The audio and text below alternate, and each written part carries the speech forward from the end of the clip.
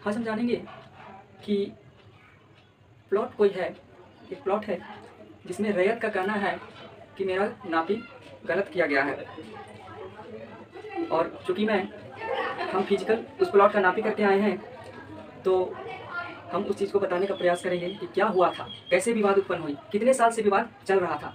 तो ये सारे चीज़ों को हम व्यक्त करेंगे। वहाँ जो पिछले हमसे पहले जो नापी करके गए थे, उन्होंने क्या किया था।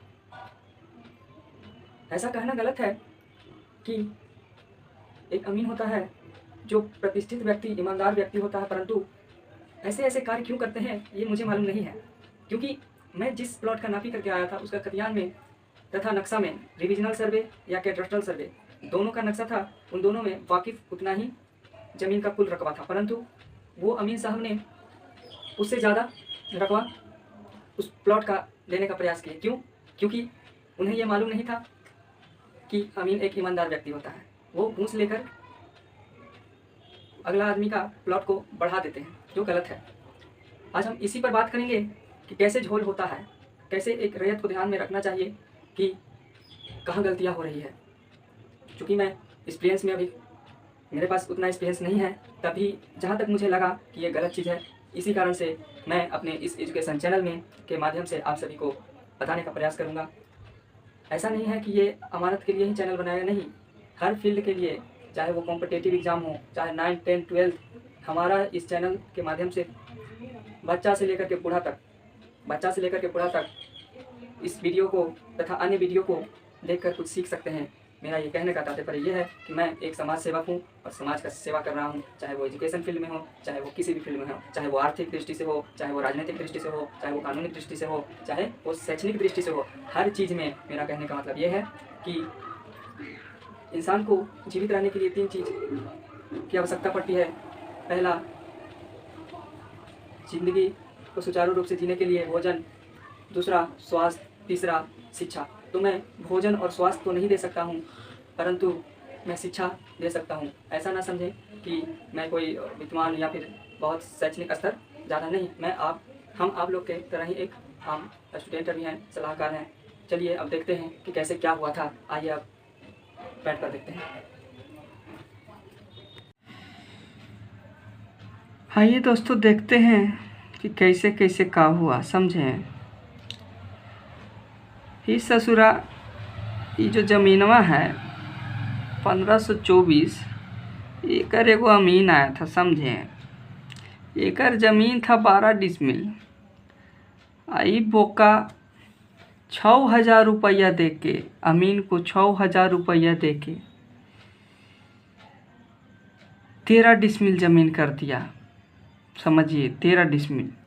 आई जो बेचारा ज़मीन का रैयत था 1525, ये सीधा साधा बेचारा गरीब आदमी था। इसका ज़मीन हो रहा था 5.5 डिसमिल, जिसमें 1 डिसमिल 1524 चढ़ गया था इधर। यहाँ पे ये लाइन जो दिख रहा है, ये लाइन आपको दिख रहा होगा, इस पे चढ़ गया था, जो गलत था। तो हम वहाँ गए नापी करने, तो देखें कि क्या है भाई, क्या मैटर है, क्या विवाद उत्पन्न हुआ है।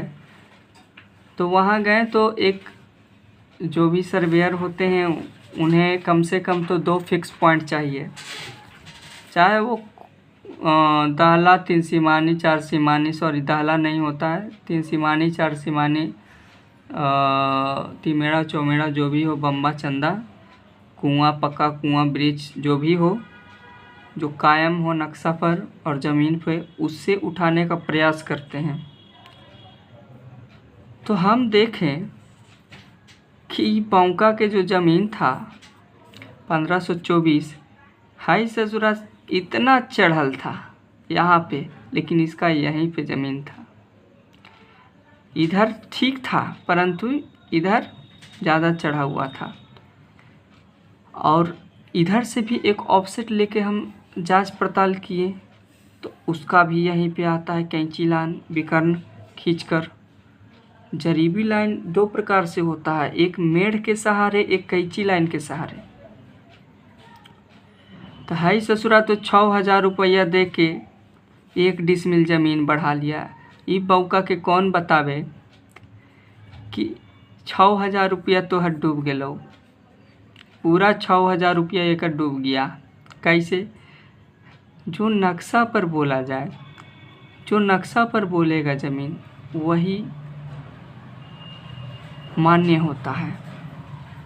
अगर सरजमीन पर, अगर फील्ड में ज़्यादा हो रही है तो एक कुशल अमीन, एक प्रतिष्ठित अमीन, ईमानदार अमीन उतना ही देने का प्रयास करेगा। क्योंकि अगर 5-6 इंच का कहीं पे मार्जिंग हो रहा है तो उसे मार्जिंग कर दिया जाता है।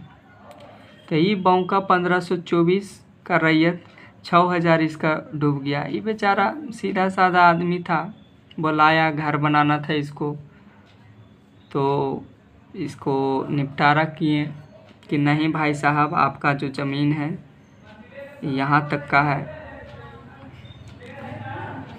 अभी हमको ये नहीं समझ में आता है कि आजकल ऐसे भी अमीन हैं, 6,000 रुपया लेके एक डिसमिल ज़मीन बढ़ा दिया जा रहा है।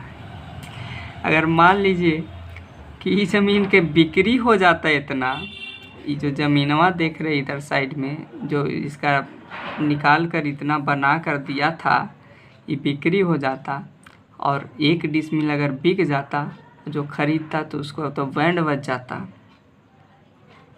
ऐसा होता नहीं है, परंतु बिहार है, बिहार में कुछ हो सकता है। एगो केवाला, एगो जो केवाला है, रजिस्ट्री है, बैनामा है, उसे 6-6 बार रजिस्ट्री किया जाता है। एक ही रजिस्ट्री को 6 बार तक ले जाता है दलाल लोग। तो ये सब चीज़ जानकारियाँ रखना चाहिए रैयतों को, जिससे कि एक अमीन को ऐसा ना लगे कि हम